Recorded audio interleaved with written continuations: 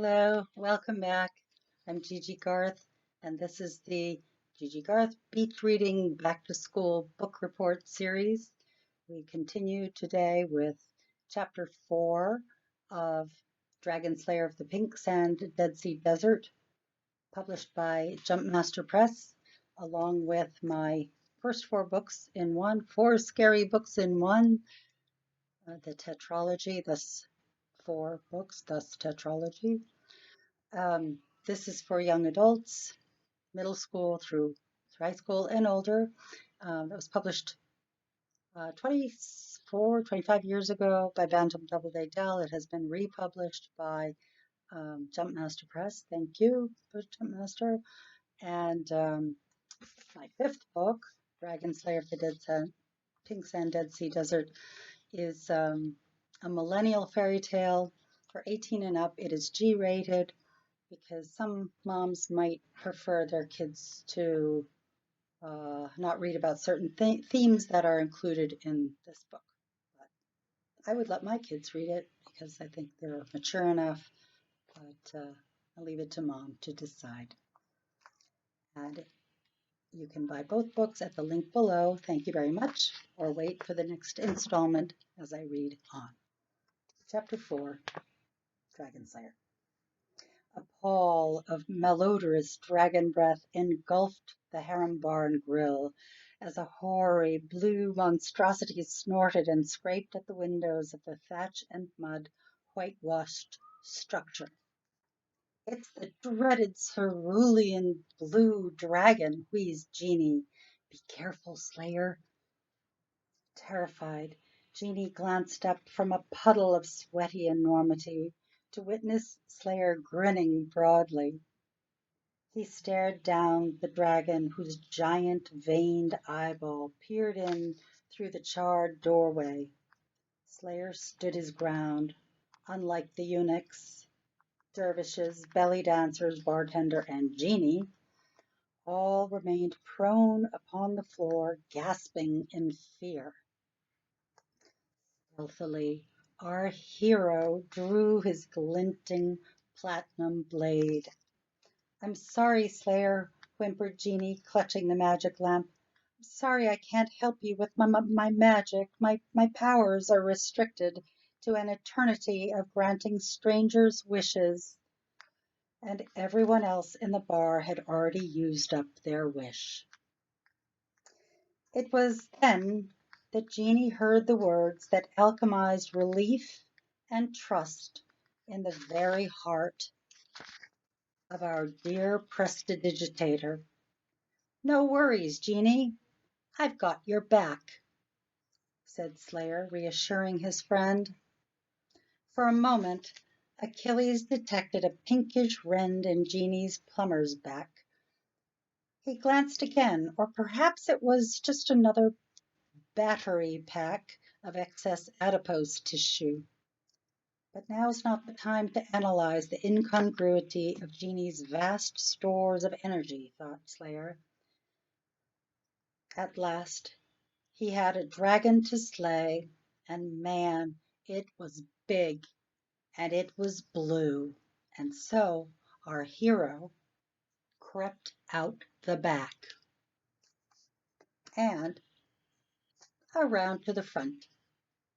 Slayer Achilles lay low until he reached the hind quarters of the unsuspecting, stinking cerulean blue dragon, whom our hero readily and sans any particular stratagem or drama slew in 3 deft swipes, for more power comes in threes.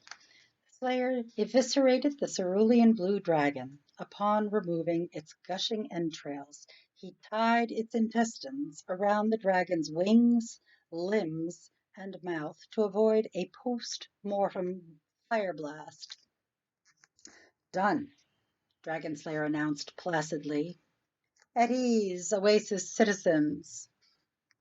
Before their eyes, the blue behemoth died a quick, humane death. Everyone cheered. Thereupon, Slayer declared his intention to share the dragon's immense treasure with the citizens of the oasis. Although some offered Sherpa services, it is worth noting that the Oasis citizens did not need the treasure because already they had absolutely everything you could possibly imagine. Yet graciously they accepted Slayer's noblesse oblige. Their discreet intention was to later regift the rainbow of gemstones and gold bullion to hapless travelers lost and wandering in the interminably vast pink salt dead pink, sorry, pink salt desert outside the oasis walls that separated that lovely place from marauder and miscreant alike. But alas, neither the hellish eternity of searing pink salt sand nor even the highest wall could shield oasis citizens from dragons. Spontaneously then, at the Harem Bar and Grill, an improv kegger ensued, whereby Slayer was feted for slaying the cerulean blue dragon. The hallowed Oasis bard, forced from retirement, grudgingly composed a ballad extolling our hero's stealth and prowess. Its rough translation seems to belie a monotonous, even ominous, somewhat Germanic, albeit marginally ridiculous, Gregorian chant-type feel. It goes like this. The cerulean blue dragon's magnitude, while formidable, is not compared to the red one. Caveatentor. The blue dragon was no match for the vilest crimson dragon. This beast terrorizes oasis dwellers, nomads, and mountain folk. Deus ex machina men. Sotto voce, with measured determination and a spit gob of disdain, Genie muttered, though not a soul heard, the vilest crimson dragon shackled me. I pray not much longer. Bubbly toasts flowed as the bard's ballad to the mastery of Achilles wrapped up, and harem girls offered, some even begged, to bear his proverbial seed, to create a nation of dragon slayers. Genie scowled, ordering the dazzling dancers to piss right off, and added abruptly, there shall be no belly-dancing dragon slayers spawned on my watch. One beauteous muse after another, Slayer, nonplussed, declined politely. He wanted to risk neither a health hazard for himself nor to incur damsel offence, nor wished he render himself redundant. Given that he had zero competition, he rejected the idea of an entire crop of alpha challenging slayers. He intended for decades to come to retain his current position with unfettered access to historic treasure troves wherever dragons nested. Furthermore, he was biologically complete, with a very fine daughter and a very fine son residing safely and happily in a place far from dragons that was reachable only by corsair. As the party din grew louder, whirling dervishes, like inverted calla lilies, spun in stiff white dresses with fanning skirts. Dejected belly dancers nevertheless did what belly dancers do best, set to sterling silver and tin bells, accompanied by a serious 1-2 downbeat on the kidskin tympanum, fanning palm fronds to the beat. A coterie of eunuchs looked on. Genie pulled up a silken ottoman alongside our hero. Perplexed, Slayer noticed with some trepidation that Genie again settled in beside him just a micron closer than what might otherwise be considered socially appropriate, despite their friendship. Not too late to For last call at Citadel Bar and Grill, Slayer, coaxed Genie, whose voice seemed to Slayer softer than usual, even uncomfortably vulnerable. That gave Slayer a curious, warm feeling. Ultimately, he wrote it off as a mere dopamine rush from battle fatigue, having just slain the cerulean blue dragon. Still, the curious, comforting moment gave Slayer pause. Genie was, after all, clearly a guy, right?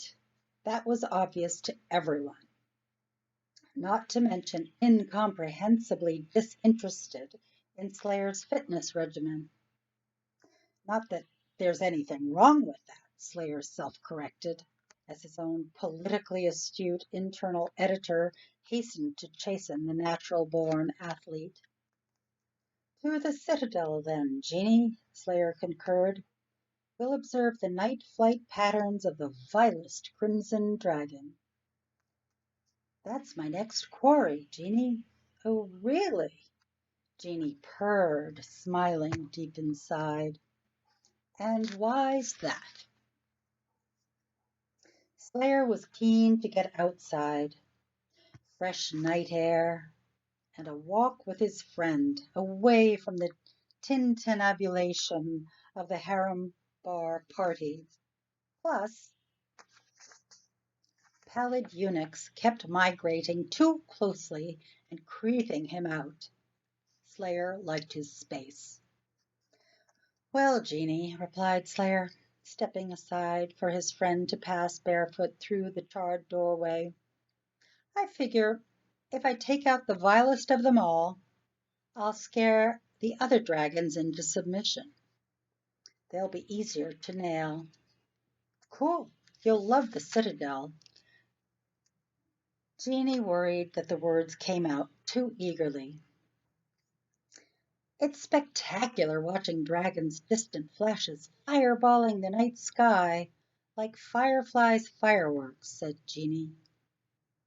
Fireflies' fireworks works for me, said Slayer enthusiastically, but I bet they're way bigger.